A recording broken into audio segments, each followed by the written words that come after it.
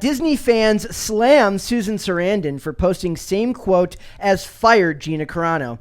Now, there's a little bit of misinformation there. They're not the exact same quotes, but the sentiment in both quotes is absolutely the same. So before we get into it, let's read them both so we have an understanding of what each of them said. And remember, the Gina Carano one is from back many moons ago when she was still January 2021. It would have been very early in 2021. So this is from Pixel Trader over on Twitter. So this is first we'll read the Susan Sarandon one. It says, it didn't start with gas chambers. It started with one party controlling the media, one party deciding what is truth, one party censoring speech and silencing opposition, one party dividing citizens into us and them and calling on their supporters to harass them. It started when good people turned a blind eye and let it happen. Now let's go to the Gina Carano one. She said, Jews were beaten in the streets, not by Nazi soldiers, but by their neighbors, even by children. Because history is edited, most people today don't realize that to get to the point where Nazi soldiers could easily round up thousands of Jews, the government first made their own neighbors hate them simply for being Jews. How is that any different from hating someone for their political views? I would say it's a lot different. But so I'm not totally getting behind the sentiment that Gina Carano originally posted. I certainly think she should have a right to say that, and there are perfectly valid reasons she had to be feeling persecuted in that position because, as we know now, she was subjected to this 45-person Zoom call struggle session with members of the LGBT community so that she would comply with their pronouns and gender ideology. They wanted her to send a certain message, and when she didn't comply with that, they pressured her by threatening her to take away her job. Mm-hmm. I don't think that's fair, but I don't totally agree that it's the same thing as racial persecution. So are we quibbling about the last bit of editorialization in the Gina Carano paragraph, and that was what justified them firing her? If she hadn't posted the part about how is that any different from hating someone for their political views, do I buy that? It's obviously a contentious thing when you compare the Holocaust and of genocide in general to different forms of persecution or lesser forms of persecution that are still very real, like in Hollywood. It's a contentious issue, as we're seeing with what Kanye is facing right now. I also want to point out that Susan Sarandon, famously of Dead Man Walking and Thelma and Louise, a bunch of good movies, but in this case, I feel like there's as what you would consider a liberal or a leftist. I don't think she understands just how disconnected she is from reality. If she is in fact trying to say that someone opposite her is the only one that's doing what she's saying in this tweet. It's because it's different with a capital D, yes. Brett. I bet that Susan Sarandon posted this in response to the Kanye situation and did not think of the context that someone else has been fired for sending the same message on social media at all. It's kind of a boomer take anyway. It's man, we should just be less divided, man. So, it's not that controversial. It's only controversial when it comes from the mouth of Gina Carano. Yes. Well, they specifically targeted her, and she totally had a right to point out that there's a double standard. Yep. To me, this is one of those things where for Gina Carano, they were looking for any reason to get rid of her whatsoever at that time. Partially because of the Zoom call stuff, partially because of putting beat bot boop in your profile because you're pushing back on everything these people are saying. There's a million reasons why we could point out that it was unfair, but this goes across the board in Hollywood. You're not going to get separate enforcement of anything. Remember, Pedro Pascal made similar claims calling half of this country Nazis when he posted about Donald Trump losing in 2020 or whatever. He talked about losers during the Revolutionary War or during the Civil War, losers during World War II, and then losers in 2020, which is the same thing as attributing all of it to right-wing fascists, as they like to say. Yeah, I believe that Quentin Tarantino also has posted things on social media. This was taken from. This was taken. This from was Quentin, from his page. Yes, yeah, this is from Quentin Tarantino. Yeah, so he's also been under fire for content that's in his movies being politically incorrect by today's standards, of course. I mean, people have pointed out he's rather too keen to add certain slurs to his scripts, and he's kind of an artifact of a person. So he gets blowback for that too. But he's got, but not to the same capital. degree. And he's built up the name recognition and wealth and reputation. And I don't think Gina Carano was given the same chance. Yep. So it says this is one of my favorite comments from when it said, and this is from somebody on Twitter, says her comment is precisely about you fascists, as you know full well. They don't get that this could be like literally any side could interpret the other side as something like this, which is why I hate general aphorisms and general statements that anybody could twist to meet their own definition of something if you think hard enough about it. I mean, people took what Gina Carano posted there and just made like every conclusion you can think of. They thought that she was referring specifically to vaccine requirements. They thought that she was an anti-vaxxer, which she never came out and said. All she said, I believe, publicly was that she doesn't believe someone's vaccination status should affect their ability to do their job. Yep. And specifically in the entertainment industry, that's true. If you want to say it's different for another industry, fine. Yep. But like in entertainment, that is her sector and she has a right to say it. But they said that she was comparing being an anti-vaxxer to being a Jew in Nazi Germany. Well, and I just don't make that it's not clicking for me. I'm not making that connection. If someone could help me understand, so maybe. I have a confession to make. I'm secularly Jewish on my dad's side. So. Okay. And so when all this vaccine stuff was going on, a year and a half ago, I remember making a point on, I think, Facebook or something to my Jewish family, right? Uh-huh. That not comparing, but I'm saying, guys, the point A to point B process of like all of a sudden now we have to start showing something to be able to go into a restaurant, to go into a store is like, it's the same type of trajectory. I'm not saying it's literally the same. And there is no one-to-one comparison to make. You have to make a general assumption there. There was also a Supreme Court decision, I believe, this week saying that people who were fired for not being vaccinated will get them their jobs back and back pay. And one of the things that they cited in the literature for the decision was that they've shown that vaccines, whatever in the literature said, does not prevent transmission. Amazing. Yeah. So take for that what you will, but the point is that it's selectively enforced. They're saying that this is kind of irrelevant because she wasn't actually talking about vaccines and posting that. She it was a very yeah. vague sentiment that she felt relevant to her because she was getting specifically targeted for not ideologically conforming with the rest of Hollywood, not just on a vaccine issue, but on multiple different political issues. She did not fall in line. And it's something that, like, you can, if you're an entertainer, you can strategically be silent on certain issues if you disagree with the mainline position. Like, I'm sure there are plenty of celebrities who fall into that pool. I actually have this article here from Dean Cain. It was in Bounding into Comics today, where he says, he says former Superman actor Dean Cain calls out cancel culture and Hollywood's hypocrisy. He says if they disagree with your political leanings, they don't want you to work.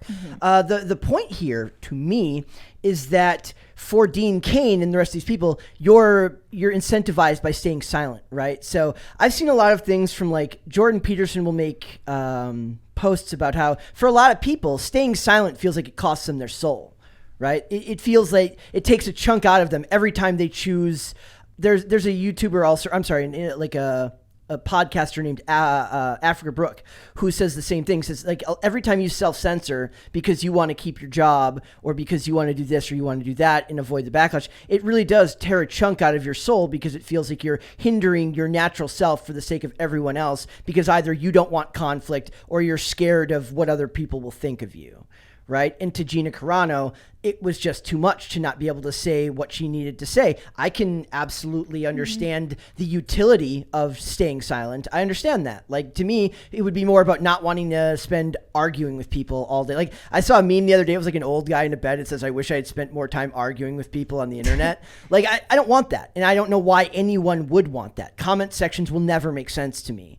But I get the idea that there is a cost to not speaking up, whether you think it's logical, whether the person commenting thinks it's logical. If they have a Ukraine flag in their Twitter bio, I'm probably not going to assume that they're completely unbiased anyways, right? Thank you.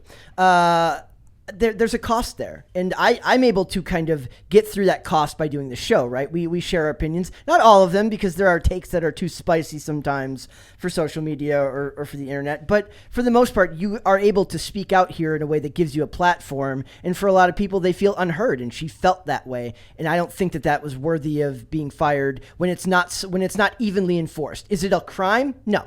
It is not protected by the government, but as a private corporation, I wouldn't even say Susan Sarandon is the best example. I would say the Pedro Pascal stuff is the best example of uneven enforcement of those rules.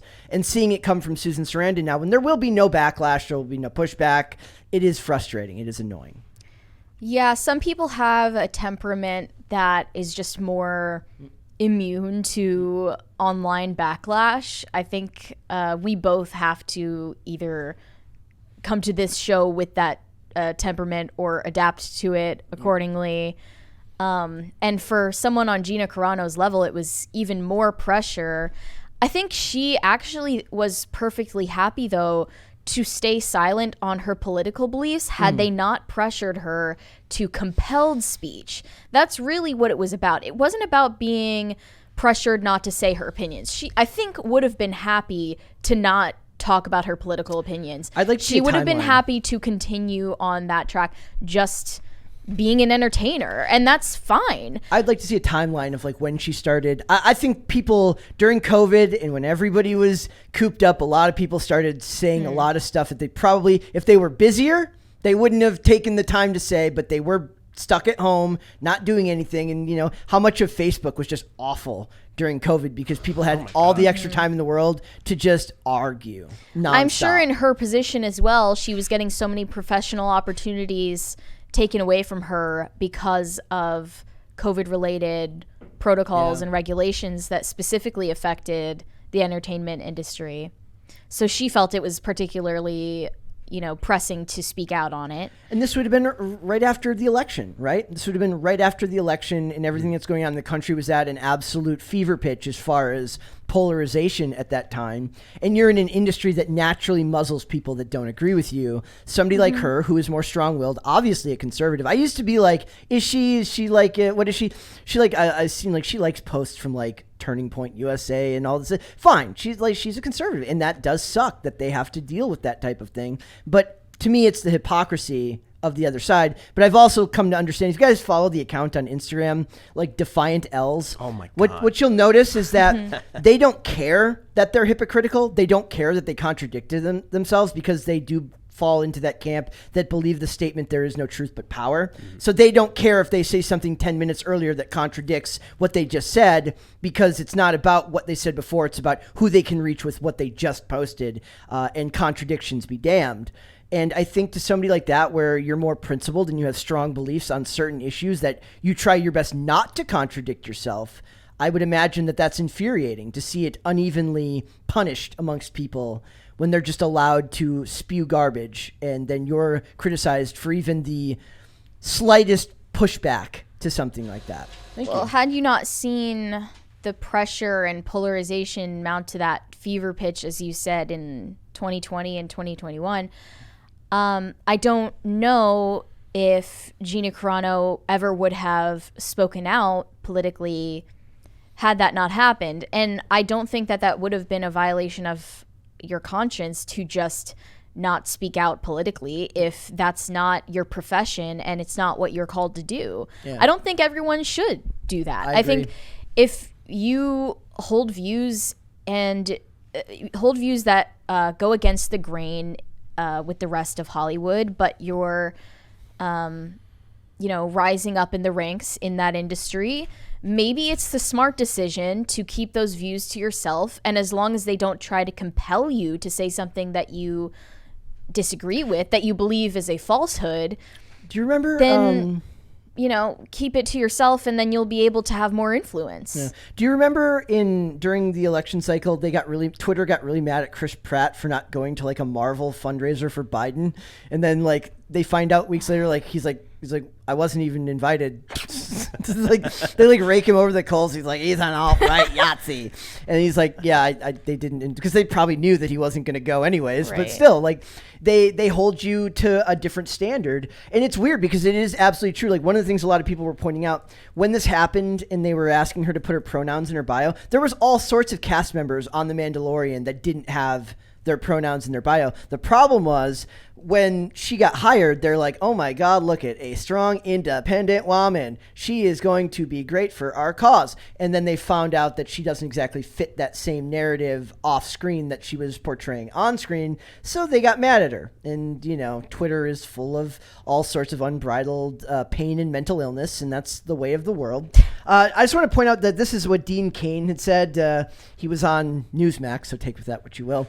It says, there are lots of people who are conservative in Hollywood. They just don't get any recognition, said the actor. They don't get talked to, and they certainly don't speak up for fear of being canceled. I understand that. He also revealed that some aspiring Hollywood actors who lean right have quietly reached out to him for advice. Younger actors quietly come to me all the time and they go, hey man, I love what you have to say and I agree 100%. I just can't say anything because I want to work. And I understand that, Cain recalled. For me, I'm at a certain age. My kid is 22 now. I have traveled the world. I have seen so much and I feel remiss to not speak my mind. That's always the thing, right? We talk about how once you've made your money, it's a lot easier to speak out. But for the younger, I love whenever Kevin Sorbo says, I'm from Minnesota, and Kevin Sorbo is totally from Minnesota. And it's just like his Twitter is just the most it's just like he made his Hercules money. And Dean Cain made his Superman and the Adventures of Superman and Lois money or whatever, Lois and Clark. Sorry. It's just, I expect it from these guys, but it would be nice if some of the younger people spoke up too. But you also understand, then you're pushed off to the Daily Wire. You're pushed off. What was the other one? Not to rag on them, but it is a ghettoized corner Epic of flicks. Entertainment right now, and it's cool that they're trying to do that. But when Terror on the Prairie is on this alternative platform that not a lot of people pay for, then well, a lot of people do, just not in comparison to Netflix. It's not a lot of people.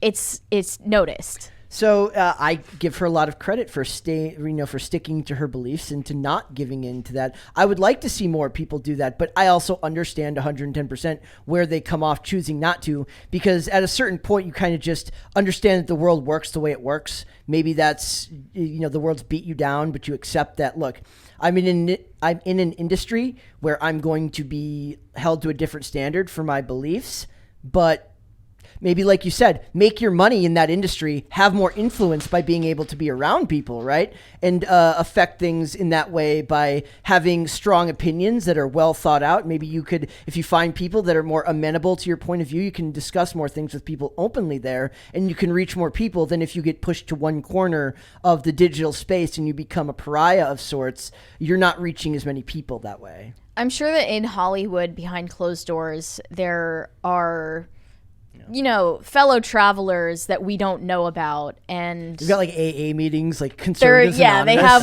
specific.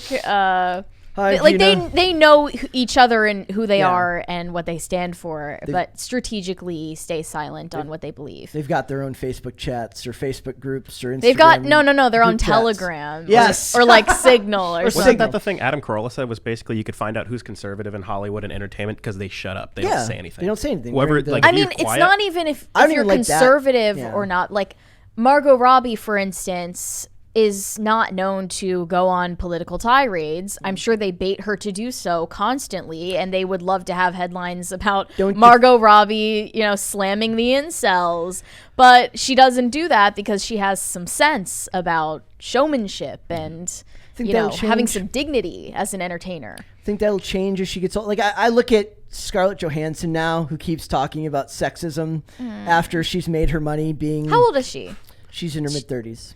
I mean, that's not that far off from Margot Robbie's age. They're about the same age. Yep. So It just depends on your temperament, your personality, how brainwashed you are. maybe because Margot Robbie's not American, she sees it a little bit differently. Because especially, what is she, New Zealander or Australian? Okay, if you're like Australian, you grow up on the entire other side of the planet, and weirdly, American media is just very disproportionately relevant over there. Yeah. She might just feel like it's, all that needs to be said has been said on every side, and I don't need to add my point of view, even if it's not conservative or, centrist. Maybe she's left wing, and she probably is.